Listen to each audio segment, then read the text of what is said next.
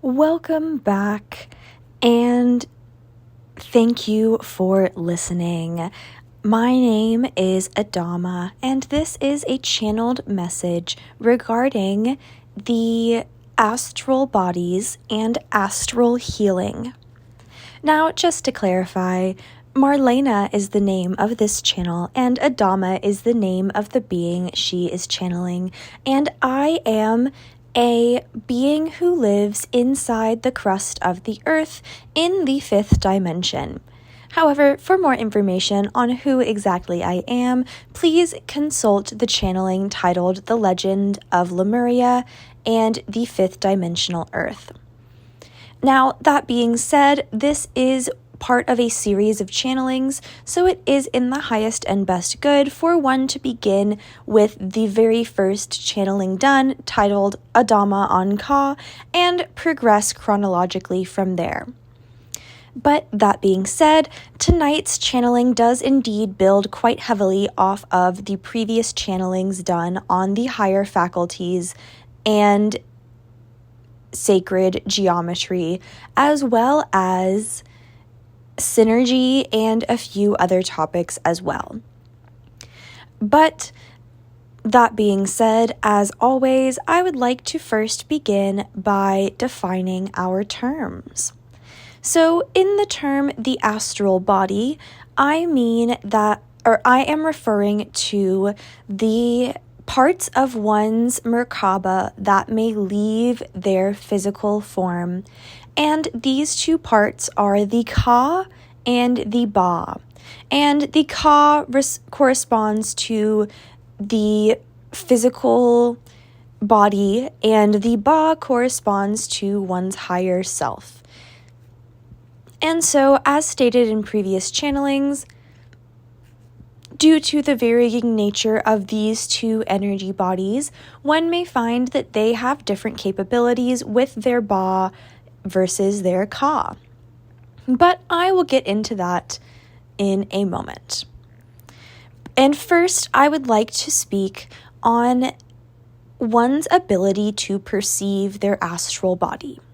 Now, as with any gift or skill, there may be some beings who are more naturally inclined to feeling their astral body than others. But this being said, if one is currently unable to feel their astral body, this is never a permanent condition. For with enough trial and error, or with enough practice and intention, anyone may learn how to feel their astral body.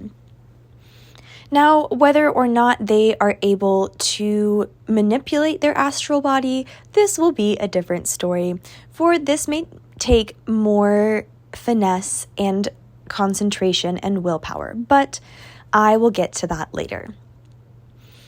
Now, depending on the vibrational frequency of one's consciousness, they may be aware of part or the whole of their energy body.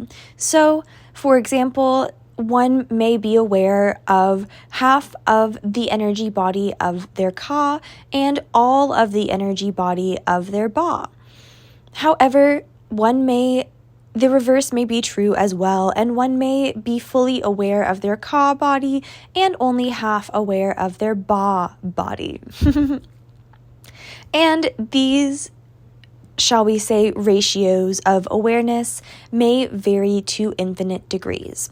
And you may find that these degrees may change and vary person to person. So just because you are very aware of your Ka astral body, this does not mean that everyone else is very aware of their Ka astral body. And I would indeed like to note that part of your Ka may never leave your physical form, as well as part of your Ba may never leave your physical form. For if the entirety of these energy bodies were to leave your full form, you would indeed die very quickly. So it is in the highest and best good that this happens, and please note that your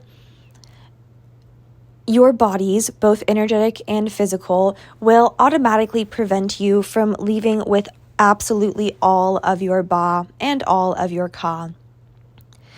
So do not fret about that. And as of this date, there has not been a single person in the history of the world who has died from a lack of Ba or Ka in their body. And I just bring this up to show you the absolute necessity of these energy bodies to work in harmony with each other in order for one to live in this world. Now, that being said, for those beings who have a more natural inclination towards astral projection and astral travel, they may find that the resonance between their physical body and their energetic bodies may be slightly different than, or maybe slightly larger. The difference between the vibrational frequencies of those two parts of themselves, of their physical body and their energy body, may be larger than people who do not have a propensity for astral travel. So this being said, if you are very good at astral travel, then your energy bodies may be more high vibrational than your body is by a long shot. However, if you struggle to engage in astral travel, then you may find that your astral body and your physical body vibrate at a very similar frequency. And this is a very common phenomenon on this earth at this time, for due to the nature or due to the awakened state of most beings on earth at this time, which is not very awakened, many of the beings on earth at this time have a more low vibrational frequency of their astral body, and they may find that their astral body is very much so in the fourth density, and for some it may even be in the third dimension. However, for those beings for whom this is the case, they may find that they may not astral travel at all at this time until they are able to raise the vibration of their energy body to, at the very least, that of the fourth density. For when one is able to vibrate at the level of the fourth density, then they may find that they may astral travel. And when one's energy body is capable of vibrating at the level of the fifth dimension, then they may find that astral travel to them is as easy as breathing or walking. But I will provide a few ways that one may learn how to engage in their astral body and how they may learn to astral travel. Now, if you wish to learn how to perceive your astral body, I would first encourage you to learn how to perceive your energy body and your chakras. And of course, you may ask for help from your guides from this by simply saying out loud, "Guides or spirit, can you please help me with perceiving my astral body?"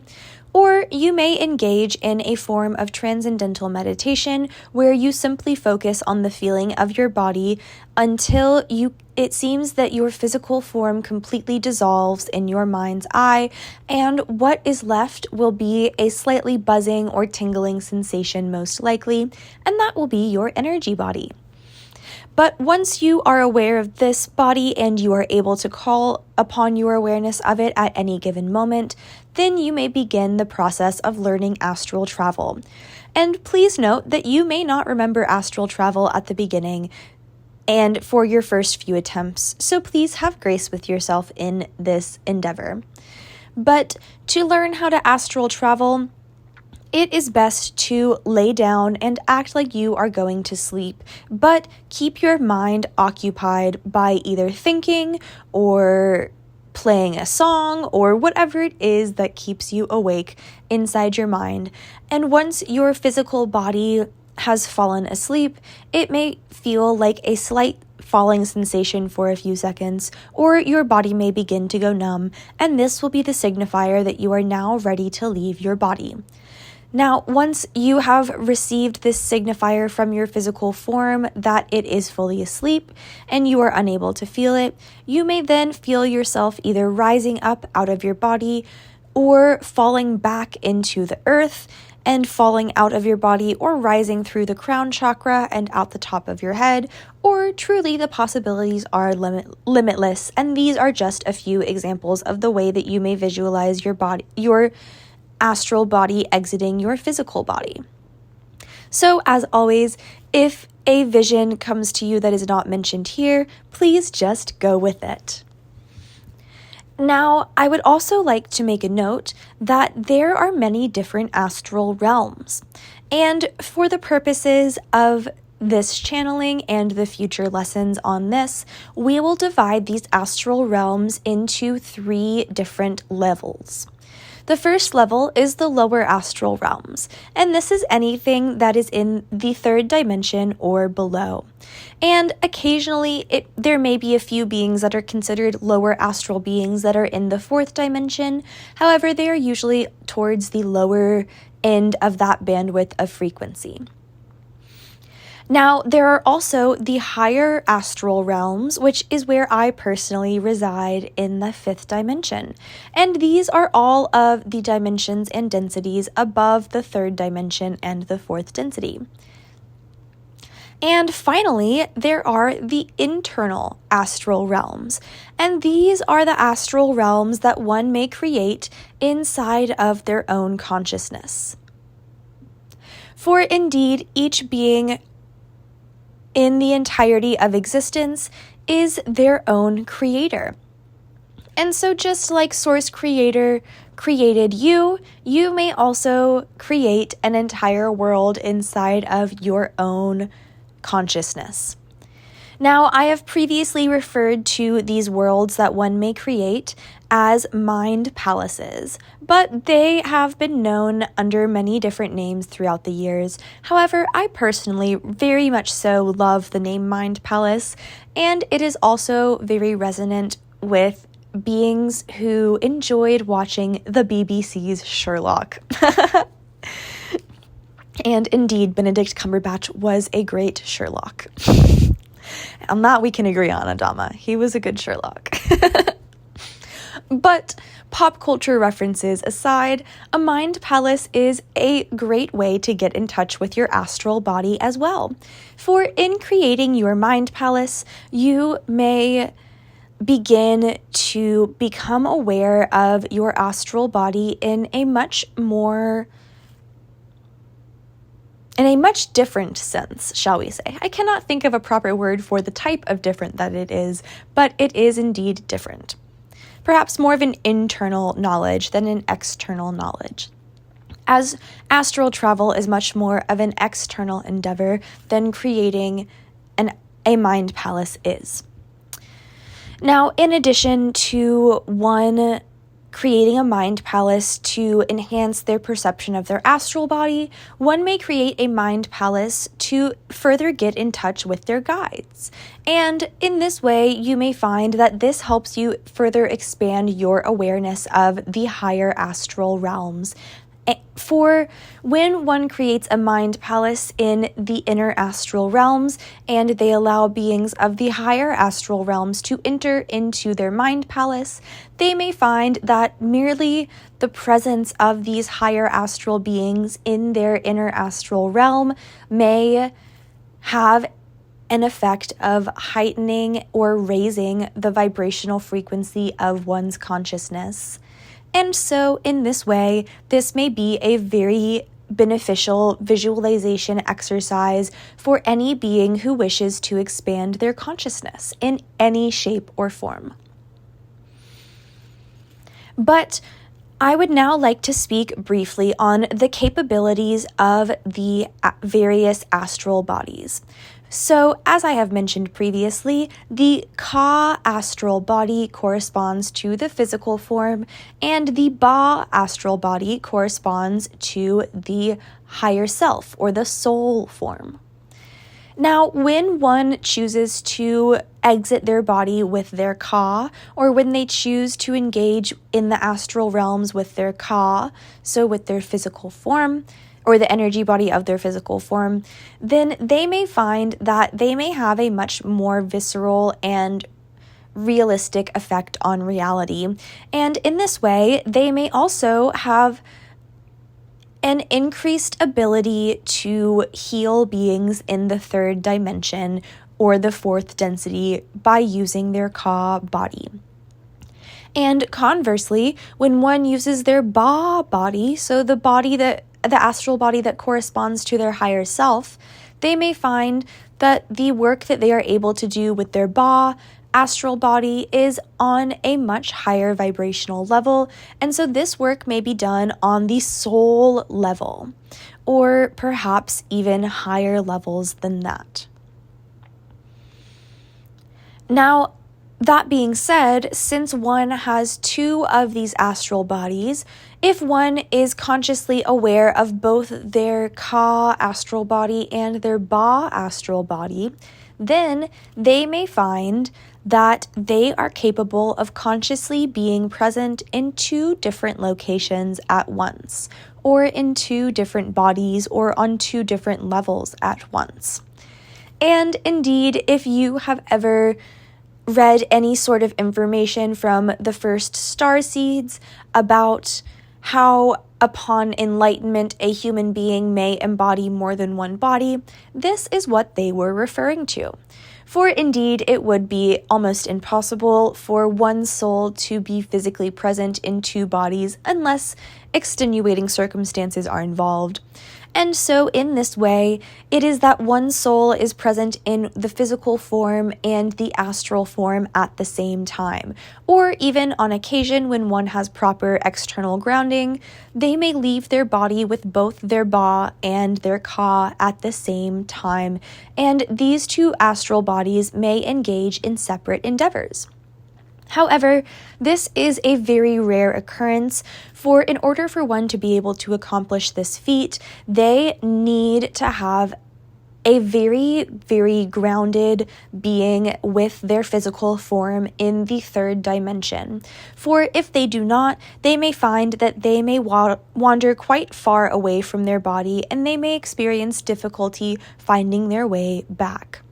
For indeed, the resonance between the Ba and the Ka is similar to that of quantum entanglement, and so no matter how far one of one's astral bodies may stray from their physical form, if the other body is still present in that form, the resonance between those two energy bodies will call to each other and ease one in the recall of their astral body. However, if one chooses to leave their physical form with both of these bodies, this recall may be difficult unless they are being anchored and grounded by a close loved one, or trusted friend. And so, if you are ever engaging in an astral process which you feel may take you too far from your body, please either ask a friend or a loved one to ground you, or consult your guidance and see if it is something that one of your guides may help you with, for in some cases this may be the case. But for those very intense fifth dimensional healers that are emerging from the woodwork at this time, you may find that having your guides ground you will not be enough due to the high vibrational nature of your guides.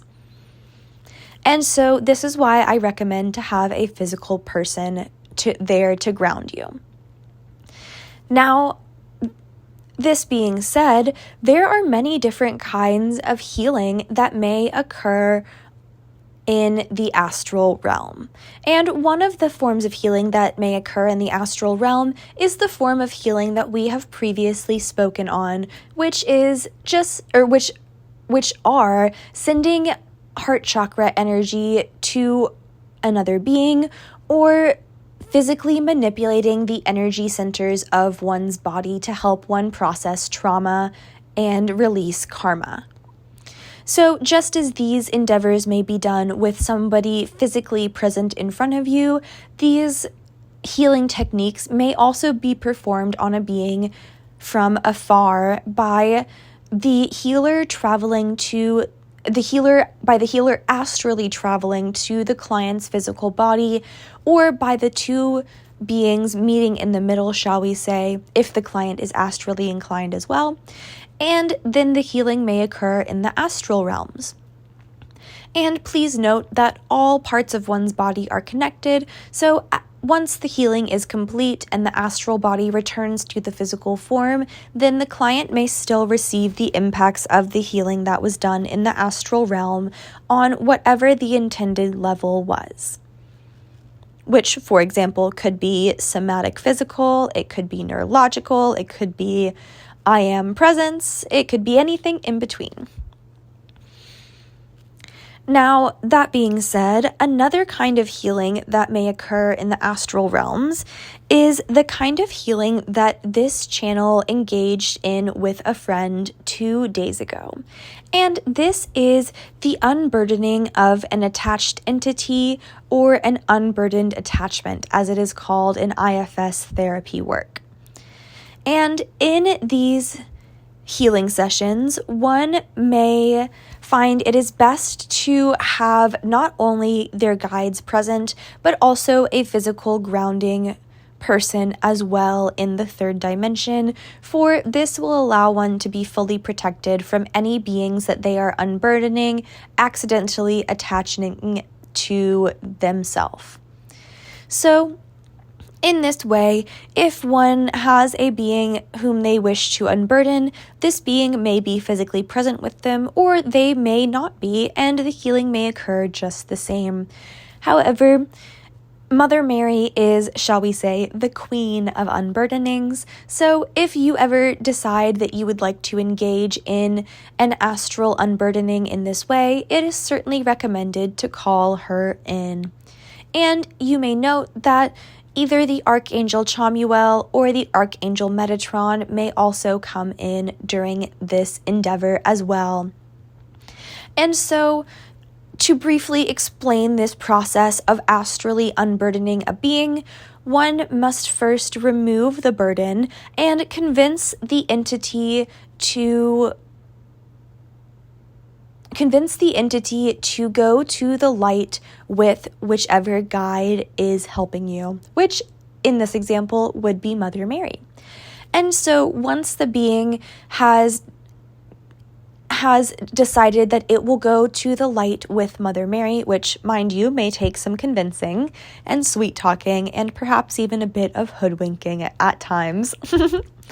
But after this choice has been made, then one may find that there is a hole left in the astral body of the client where this entity used to live. And so this is where the divinely masculine archangel may come into play, and the archangel may engage in a sort of psychic surgery. And during this, the healer may not play as much of an active role as they do during the removal of the attachment, but indeed, your energy presence, the healer's energy presence, will still be required during this.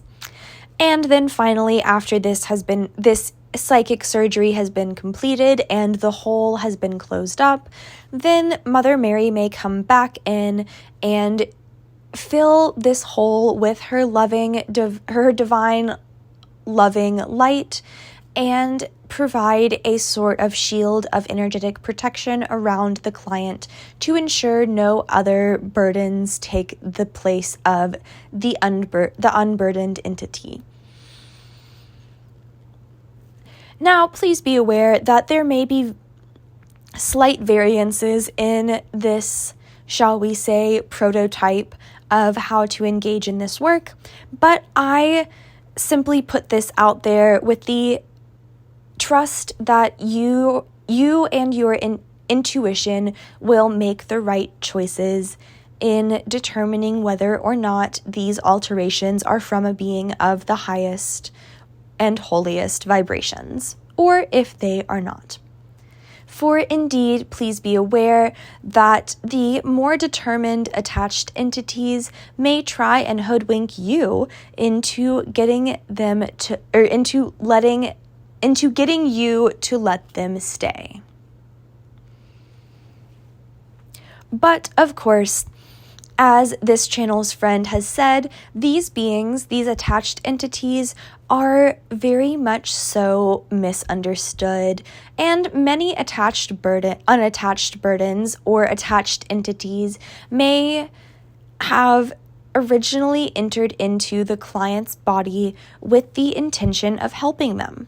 For indeed, many of these unattached burdens simply start out as discarnate beings of the lower astral realms, and many of them are not inherently malicious. However, they are quite immature as far as souls go, and so, as the analogy was said to this channel, these beings may be like errant children who have the hearts of gold and the best intentions and only wish to help the client. However, upon entering into the client's body, find that they are sucked into the karmic cycles of the being whom they are attaching to, and then are unable to provide any sort of help and end up perpetuating the problem. However, thus is the nature of immaturity. So please treat these beings with the same kindness and respect that you would treat one of us here in the higher realms, for indeed they are no less worthy of this love and acceptance and reverence. For indeed, one day they may become ascended souls and ascended masters as well. But, as you say in the third dimension, only time will tell. Now, there is another kind of astral healing that one may accomplish, and I would like to note that the aforementioned method of healing may most easily be done with one's ka, as unburdened attachments usually attach to a being's ka body. And so the healing is best done using the healer's ka body, since the healer is acting on the client's ka body. However, this healing method that I'm going to speak of now is done on the level of the ba. And so, just as the healer is acting from the level of the ba, so shall the client be receiving the energetic offering on the level of their ba. And this energetic healing is of a much more, shall we say, subtle nature. And indeed, the previous methods of healing are indeed quite subtle, but this one is extremely more so. And indeed, many beings may not be fully aware of what is happening to them when they are undergoing this type of healing, simply due to the vibrational frequency of their consciousness. And so they may find that as they awaken more of their consciousness, that they consciously recall more of these healing experiences that happen on the level of the ba. Now, today, this channel did also engage in this form of healing as well. However, she was not consciously aware of it, for she was receiving an energetic offering on her ka at this same time from not only myself, but also a few different archangels and ladies of the higher dimensions, which are, shall we say, female archangels, if you will. But due to the offering that she was and honestly still is receiving from these beings, her awareness of her ba was overshadowed by the stimulation from her ka. However, this also allowed her consciousness to get out of its own way, as she does have a tendency to get in her own way. And so this allowed the healing to occur much more naturally, and this was a part of the divine plan. For when she chooses to consciously engage in this practice, she may now find that it is much easier for her to engage in it, since she's already done so once, and it has gone quite smoothly, I might add. Now, this level of healing on the level of the ba may be for many varying purposes. However, today, the purpose of this healing was to remove a soul tie from a past life. And so soul ties are when one has a sort of energetic wound from a past life that is still affecting them here in this life. So, for example, this channel 2 lifetimes ago chose to be a high priestess of the goddess, and in this she took a vow of celibacy. However, just before her vow of celibacy, she fell in love with a man. And so, pardon. And so she decided to go through with her vow of celibacy, but there was always a part of her that was hurt and confused by her own choice to turn away this unconditional romantic love. And so when she entered into this life, she found that she had a very disorganized attachment style that would shift very quickly from anxious to avoidant. And this was partially due to this soul tie to this past life 2 lifetimes ago in the Celtic incarnation. However, the type of soul tie that she did, or the type of soul tie release that she did today, was not of a past life from this earth. And it was also not her own soul tie either. Now, this being has recently been connected with, this channel has recently been connected with a being whom she has shared multiple past lifetimes with, and a being who is also a part of her soul pod family. However, their relationship is quite unique due to the diverging evolutionary natures of their souls, but I will speak on this at a later date. Now, this being with whom she was working this being with whom she was working had a past life on Mintaka, which was a planet in the Sirian star system that was almost exclusively underwater.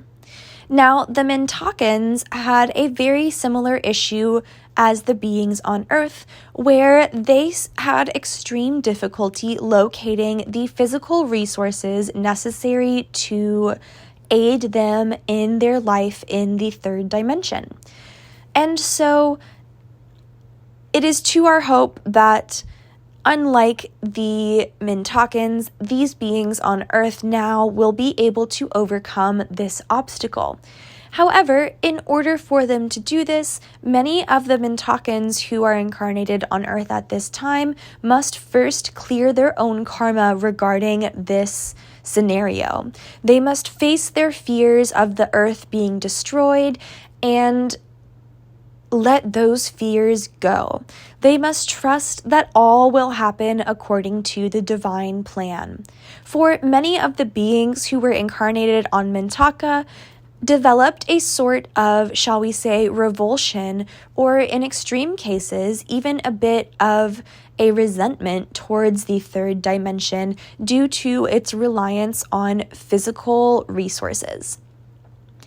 And so many of these Mintakans do not like being incarnated on this earth at this time. And this distaste for incarnation may appear in many, many different ways, from disgust to humanity, to depression, to anxiety, to pretty much any sort of negative emotion that one can feel.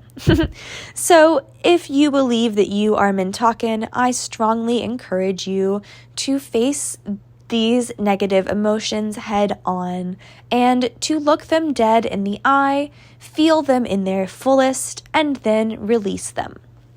But I digress. Now, the being with whom this channel was working today was indeed Mintakan in a previous lifetime.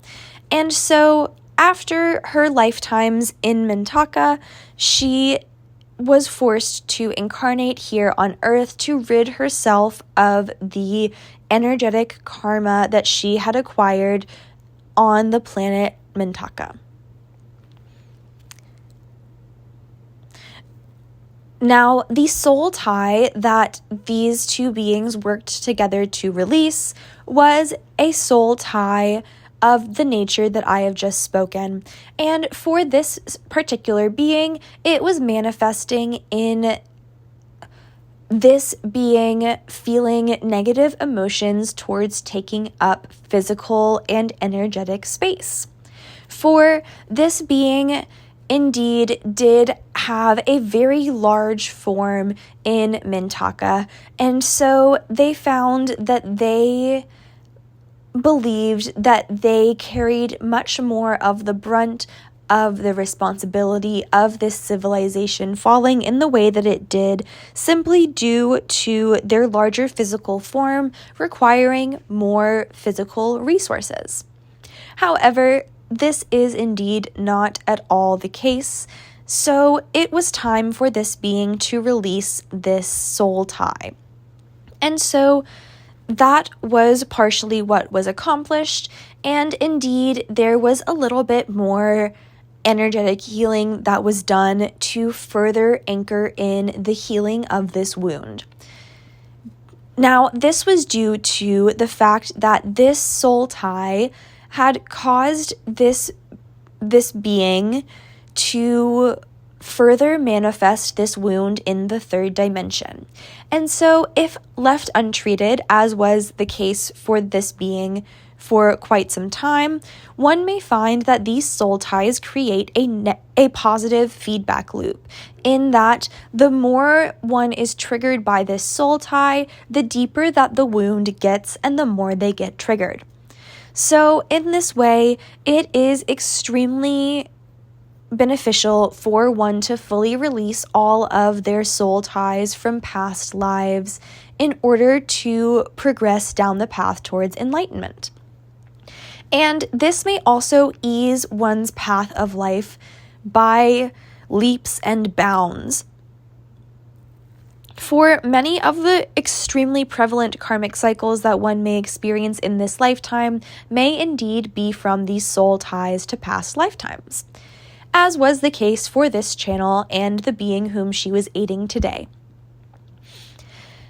Now, that being said, after one releases this soul tie, due to the positive feedback nature of these soul ties and their respective wounds, one may find that they must also engage in some sort of energetic healing of the energy body of the being after the soul tie has been released. And so that was also partially what was accomplished today.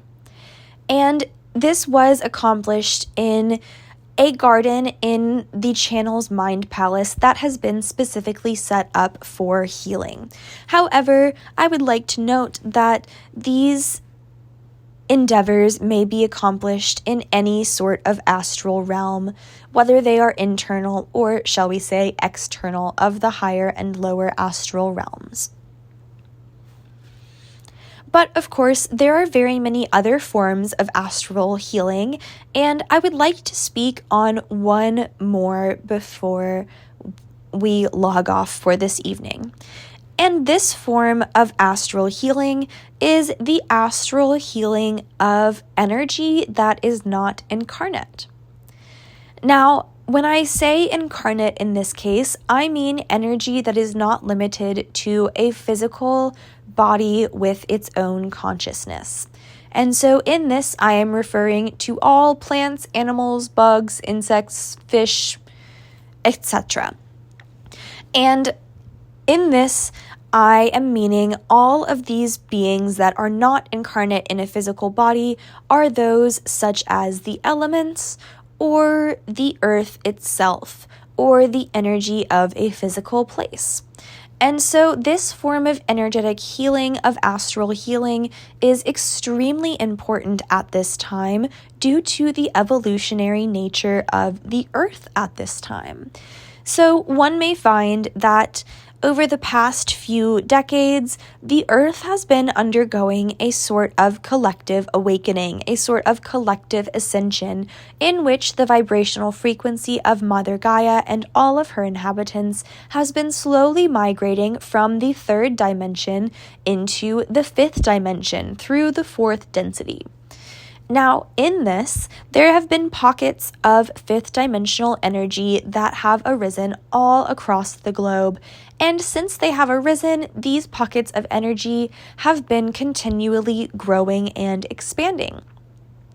However, there are still many places on the earth at this time that are physically incapable of hosting this fifth dimensional energy due to the wounds of the earth. And I would say many, if not the majority of these wounds, have been inflicted by the ego of man. And I say the ego of man, for the beings who are inflicting these wounds are being led by their egos and not by their higher selves. And so I do not wish to blame the beings' souls, for it is not the soul's fault, it is the ego's fault. And so any spiritual being who is engaging in this healing practice, please note that you may also have to occasionally offer healing energy to the beings who have wounded these parts of the earth in order for the earth to receive her full healing. And this is a part of the nature of forgiveness and letting go. For one must forgive their aggressors and let go of their pain and hurt in order to heal a wound. And so when a being chooses to aid Mother Gaia in healing a wound in this way, then they may have to offer this energy healing not only to the physical location, but also to the beings who caused this physical wound in the physical location. And indeed, if one works with dragon portals at all, or any other sort of portal, then you may indeed be engaging in this form of healing without realizing it. And so the more that you expand your consciousness, the more you will become aware of it. But please note that despite your lack of awareness, you are still being an immense help. Now, the dragons, as is stated in the Sophia Code, are the world creators, the world birthers. They are the creators of Sophia. And so these dragons may be called upon when one wishes to heal the earth, for these dragons aided in the creation of the earth and the beings here on earth. And so one may find that they work with a specific dragon depending on their galactic lineage and also depending on the nature of the work that they are engaging in at that moment.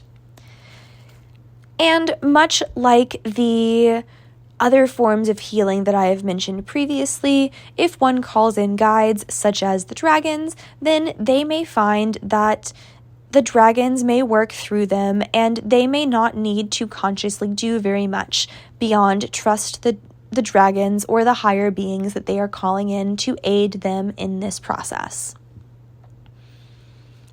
And I use the dragons in this instance, for the dragons are the most common healers of the earth at this time, but as always, if your intuition guides you to a different being, simply go with it. For indeed, there are many other beings of the higher realms and ascended masters who are attempting to heal the earth at this time.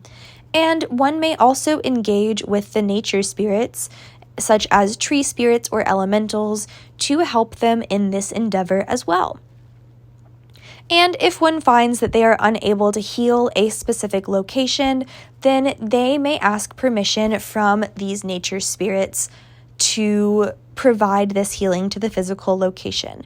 For many of these nature spirits, especially trees, act as physical and energetic guardians for various different locations.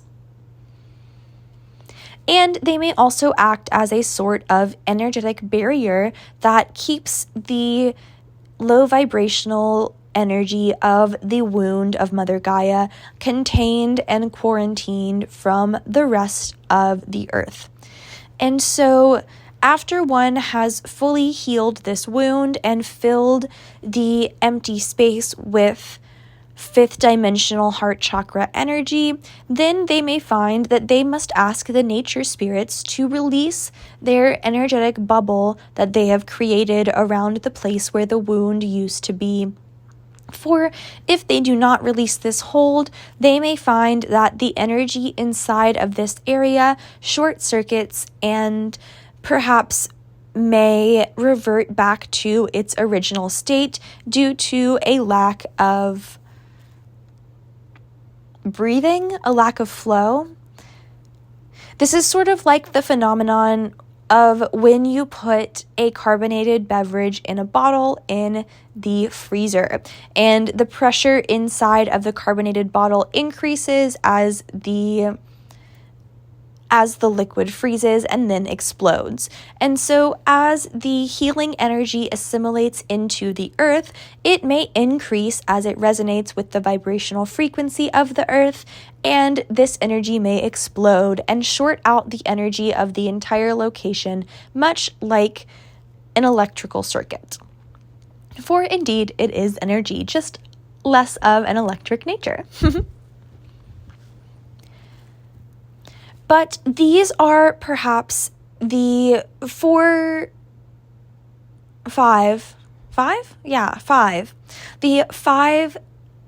most pervasive types of healing that are happening on the earth at this time. And indeed, many more types of visceral and energetic healing may emerge in the coming years. So, for example, in the coming decades, there may be more forms of energetic healing that come out, or of energetic healing that come out into the collective consciousness that act on the physical body. And so in